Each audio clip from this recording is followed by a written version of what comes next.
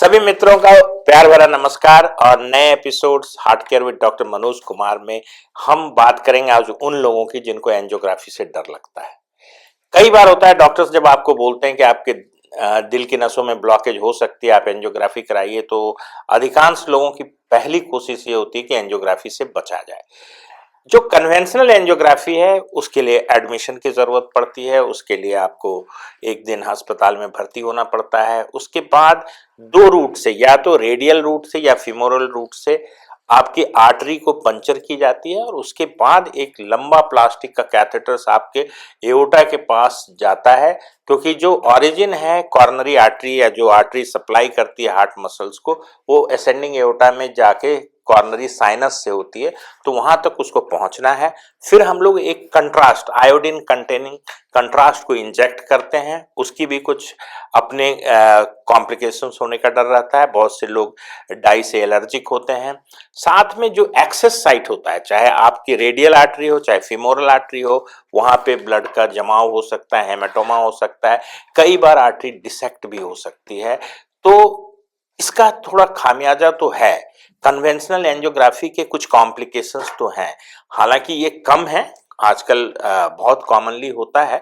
कुछ चीजें हैं जो होती हैं इसमें, और ऐसा नहीं कहा जा सकता है। और अगर बहुत ज्यादा बीमारी हो, जैसे लेफ्ट की जो मेन आर्टरी है, अगर उसके मुंह पे ब्लॉकेज हो, तो कई बार ऐसा होता है कि 1 लाख पेशेंट्स में एंजियोग्राफी जो कराते हैं उसमें एक की मौत भी हो सकती है।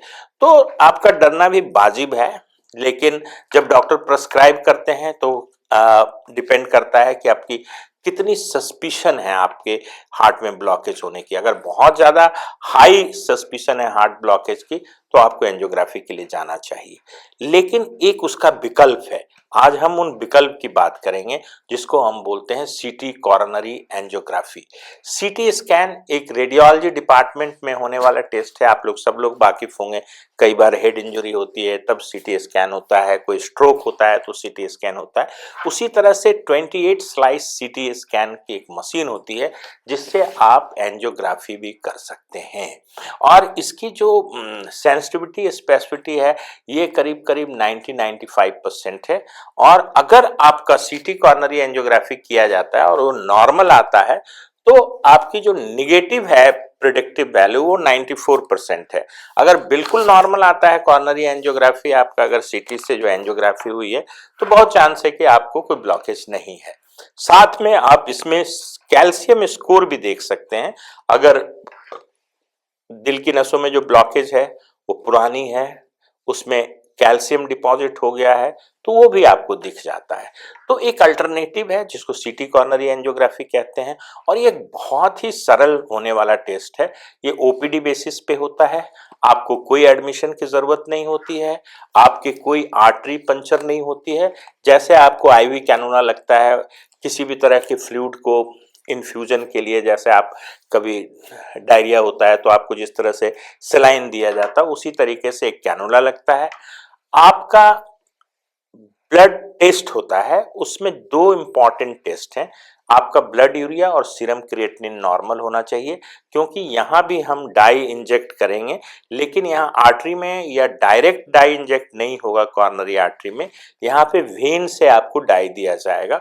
आपकी हार्ट रेट को उसके पहले संतुलित करना पड़ता है, एक नियंत्रण में रखना पड़ता है, 60 के आसपास हार्ट रेट। इसलिए कहते हैं कि एक बीटा ब्लॉकर्स, मेटोप्रोलॉल एक दवा होती है, वो 50 मिलीग्राम की दी जाती है ताकि आपका हार्ट 60-70 के रेंज में स्टेबल रहे, ताकि आपकी इमेजिंग जो है वो बेहतर हो।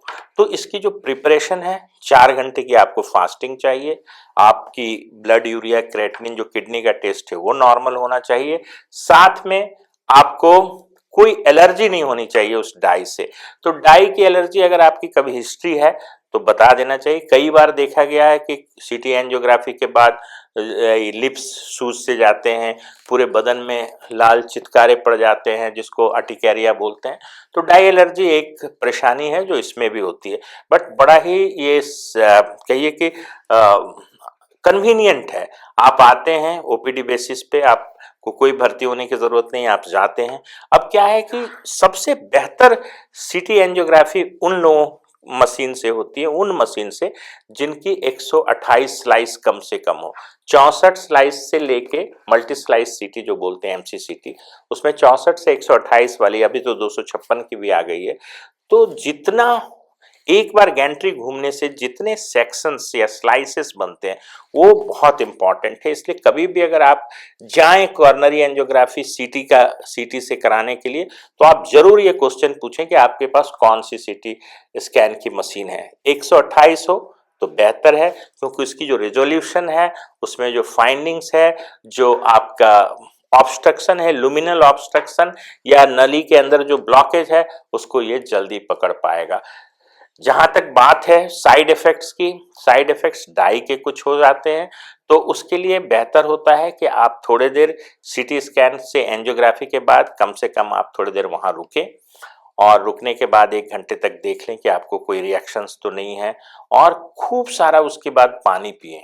पानी पीने से क्या होता है कि वो डाई जो है वो किडनी से वॉश आउट हो जाती है, और फिर जो एक रिस्क हमेशा है, कभी भी अगर आप डाई देते हैं तो किडनी में उसको एक प्रॉब्लम बोलते हैं कि कंट्रास्ट इंड्यूस्ड नेफ्रोपैथी, मतलब आपके डाई की वजह से आपकी किडनी पे असर पड़ सकता है। इसलिए पहली चीज है कि आप अपनी किडनी का टेस्ट, ब्लड यूरिया और सीरम क्रिएटिनिन करा लें।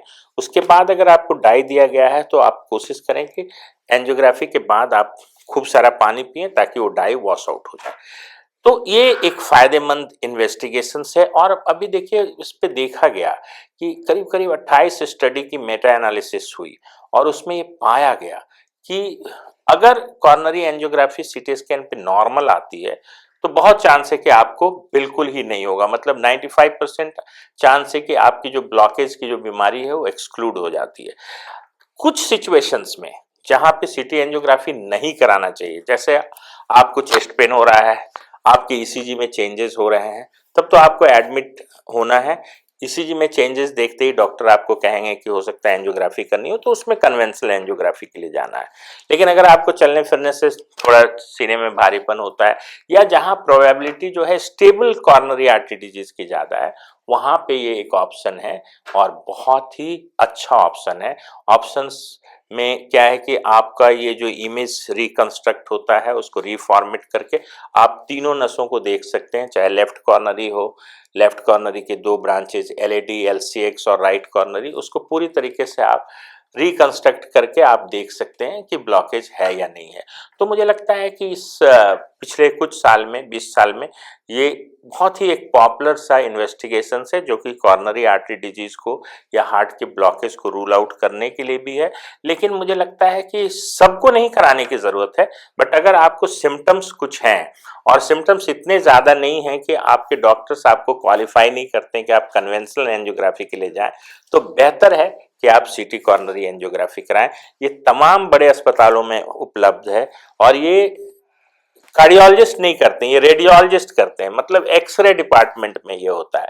तो एक मैसेज मैं आपको देना चाहता हूं कि जो लोग कन्वेंशनल एंजियोग्राफी से डरते हैं उनके लिए एक विकल्प आ गया है सीटी कॉर्नरी एंजियोग्राफी, जो कि काफी मुझे लगता है कि एक्यूरेट सा भी है। 94% इसकी नेगेटिव प्रेडिक्टिव वैल्यू है, और इस पे आप तमाम कैल्शियम अगर नसों पे जमा हुआ है उसको भी आप आइडेंटिफाई कर सकते हैं। बट एक जगह थोड़ी सी मुश्किल ये होती है कि कैल्शियम स्कोर्स जो है यंग पेशेंट्स जिनका प्लाक सॉफ्ट होता है उसमें कोई कैल्शियम नहीं होता है, वहां पे ये मिस कर जाता है कैल्शियम स्कोरिंग, या कैल्शियम नहीं होता है। बट वो लुमिनल नैरोइंग या जो उसके जो अंदर से जो एक रुकावट है उसको आप सीटी कॉर्नरी एंजियोग्राफी में पहचान सकते हैं। हो सकता है कि परसेंटेज वाइज थोड़ी डिफर करे ये कन्वेंशनल एंजियोग्राफी से, लेकिन फिर भी ये आपको एक बहुत स्ट्रॉन्ग मुझे लगता है कि एक इन्वेस्टिगेशन सपोर्ट देता है कि आपको बीमारी है या नहीं है। इसलिए जो लोग एंजियोग्राफी से डरते हैं उनको कम से कम अपना सीटी कॉर्नरी एंजियोग्राफी कराएं। अगर उसमें कुछ निकलता है तो आप फिर कन्वेंशनल एंजियोग्राफी से उसको कंफर्म कर सकते हैं। Thank you.